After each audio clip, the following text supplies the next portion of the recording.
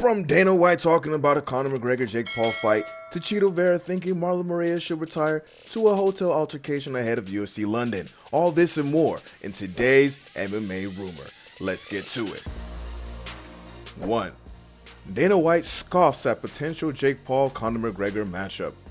The amount of trash talk between Jake Paul and Dana White has been well documented.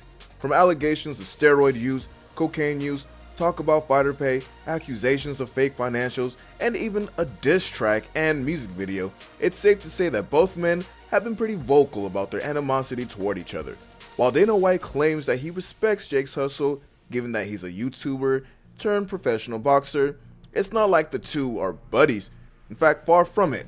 But even still, Dana White is not afraid of confrontation or talking it out with others, which is why he was recently on Jake's brother's podcast, Impulsive, with Logan Paul, talking about a range of things that have to do with the MMA business. One interesting tidbit was when the boys asked Dana White if he's interested in putting together a cage match between Conor McGregor and Jake Paul, and this is how the UFC president responded. Being a possibility. Well, he shouldn't even be fighting Conor McGregor. These guys are fucking huge. He's huge. His brother's huge. I mean, what's your brother, 6'1"? Yeah. 210? Yeah. Conor McGregor's 145, 155 pounds. While it's unlikely that Jake Paul and Conor McGregor would fight in the cage, a man can dream, right?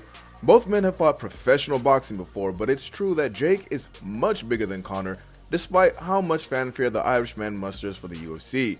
But what do you think about Dana White saying that the two don't match up well? Let us know in the comments below. 2. Paddy, Pimblett, and Ilia Topuria get into hotel scuffle ahead of UFC London. Ilia Topuria has been waiting about a year to confront Paddy Pimblett, and it's culminated into a violent scuffle at the Fighters Hotel in London. The whole thing stems from comments Paddy made on Twitter in April of last year about the Russo-Georgian War of 2008. He stated this: "Lad, how stupid are these Georgians, man?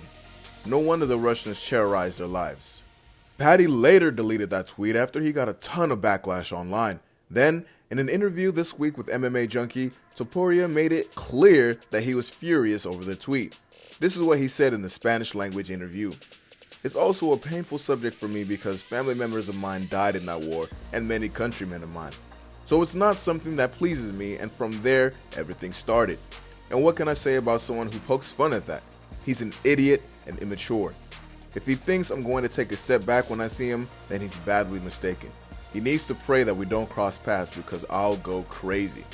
This is what leads us to the altercation, as both Pimblett and Topuria are on the UFC London card set for this Saturday.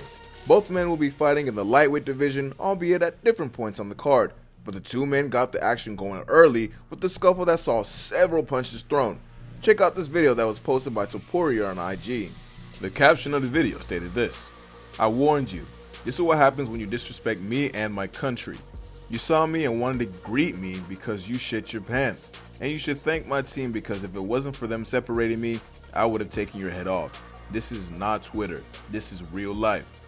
Paddy didn't waste any time posting on social media about the incident and quickly looks to Twitter to say this: "Imagine trying to jump someone on their own with 5 of your boys and you don't land a single shot and get a bottle of hand sanitizer bounced off your head, you little. Don't try to act big like you did something when your parents, pretending your boys was holding you back, pussy."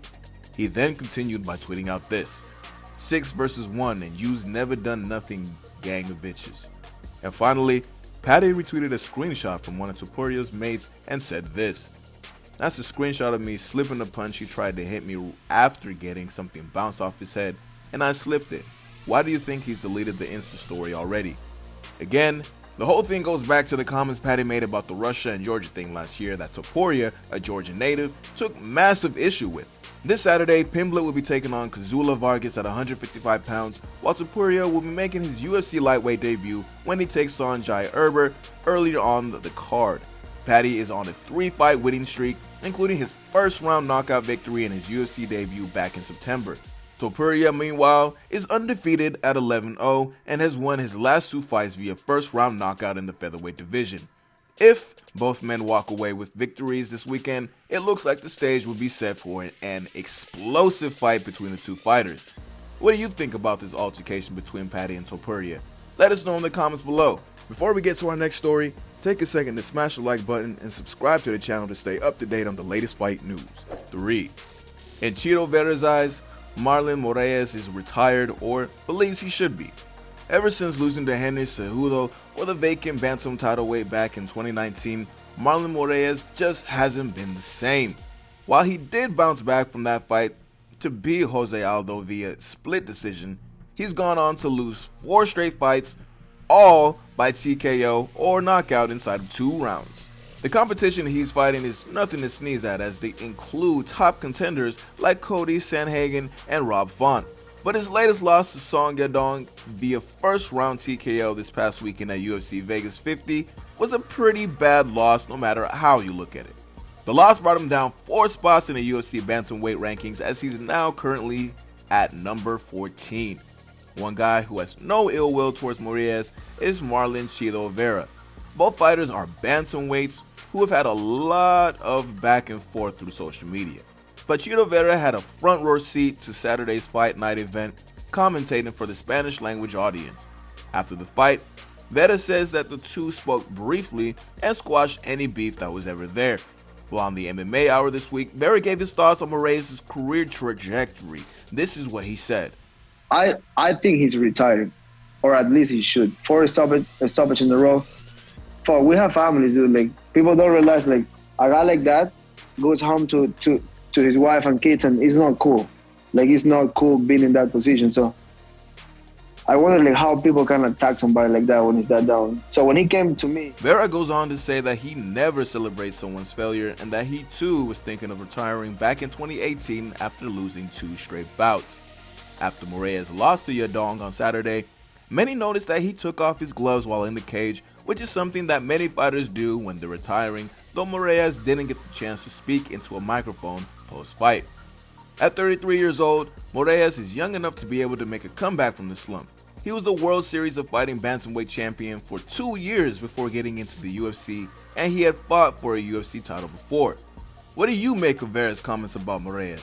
Do you agree with him that the Brazilian should retire? Or do you think Moraes can still make a comeback to eventually fight for the title someday? Let us know in the comments below. There's always so much going on in the fight world, and we got it all here for you on MMA Rumor.